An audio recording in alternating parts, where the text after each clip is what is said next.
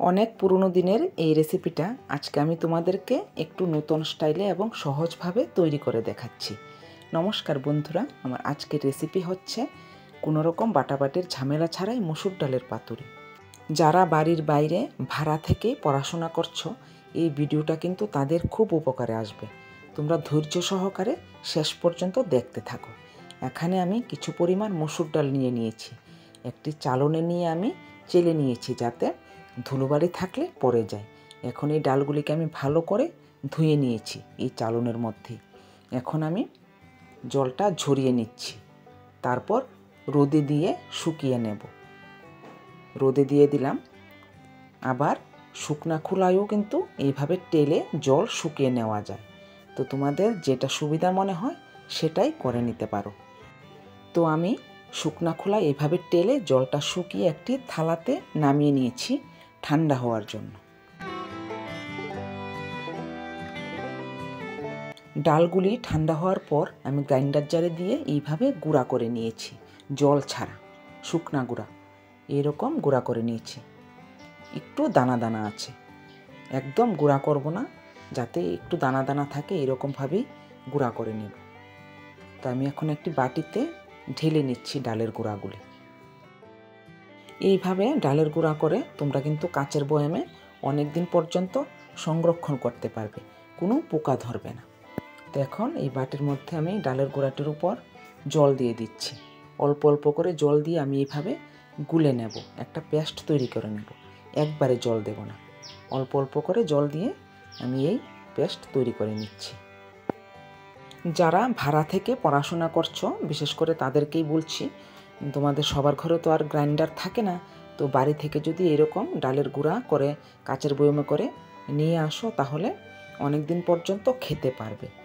তো আমি দেখো অল্প অল্প জল দিয়ে এরকম একটা শক্ত গুলা গুলে নিয়েছি, পেস্ট তৈরি করে নিয়েছি। বেশি জল দেবে না, তাহলে কিন্তু একদম নরম হয়ে যাবে। তো এখন আমি এটাকে একটি প্লেট দিয়ে ঢাকনা দিয়ে রাখলাম 15 থেকে 20 মিনিটের জন্য। এখন ঢাকনাটা তুলে দেখছি, দেখো অনেকটা কিন্তু শক্ত হয়ে গেছে। তো এখন আমি তার মধ্যে কিছু পরিমাণ পেঁয়াজ কুচি দিয়ে দিচ্ছি।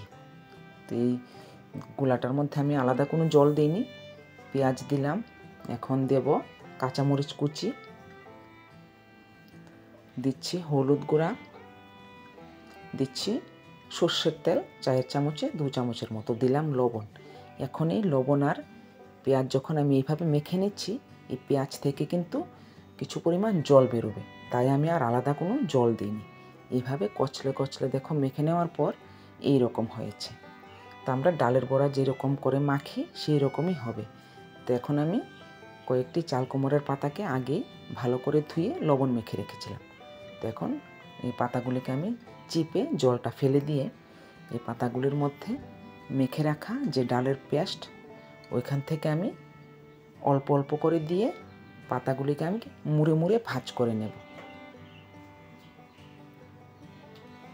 বন্ধুরা, তোমরা এইভাবে অবশ্যই বাড়িতে তৈরি করে খেয়ে দেখবে। খুব সহজেই কিন্তু এই রেসিপিটা তৈরি হয়ে যায়, একদম ঝামেলা নেই। এই রেসিপিটা বাড়িতে তৈরি করে খেয়ে আমাকে কিন্তু কমেন্টে জানাতে একদম ভুলবে না। আর আমার রান্নাবান্না যদি তোমাদের ভালো লেগে থাকে, তাহলে অবশ্যই লাইক করে দেবে আর প্রিয়জনদের সঙ্গে রেসিপিগুলি প্রচুর পরিমাণে শেয়ার করে দেবে।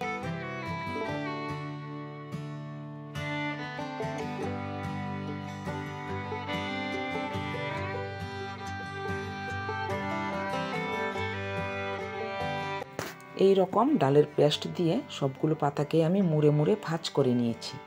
আর কিছু পরিমাণ ডাল মাখাও রয়ে গেছে।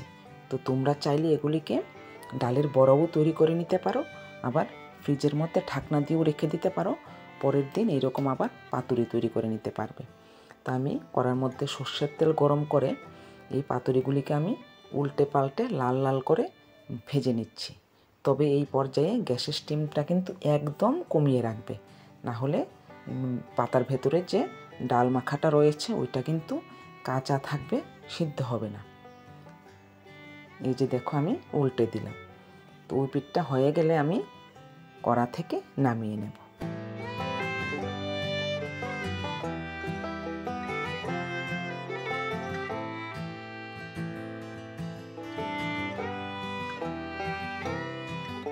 সবগুলো পাতুরিকেই লাল করে ভেজে কড়া থেকে নামিয়ে নিয়েছি।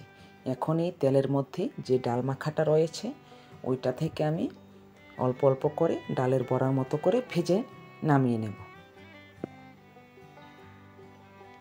এই যে দেখো রেডি হয়ে গেছে ডালের পাতুরি ও ডালের বড়া। তো বন্ধুরা, দেখলে তো খুব সহজেই কিন্তু বাটাবাটির ঝামেলা ছাড়াই তৈরি হয়ে গেল ডালের পাতুরি আর ডালের বড়া। দেখো ওপর থেকে কিন্তু খুব মুচমুচ আর ভেতরে একদম নরম। তো এখন আমি একটি পাতুরি ভেঙে তোমাদেরকে দেখিয়ে দিচ্ছি দেখতে কীরকম হয়েছে। দেখো খুব নরম কিন্তু ভিতরে আর গরমও রয়েছে। তো এইভাবে রান্না করে অবশ্যই খেয়ে দেখবে, খুব টেস্ট হয়। বন্ধুরা, আমার পুরো রান্নাটা দেখার জন্য তোমাদের সবাইকে অনেক অনেক ধন্যবাদ।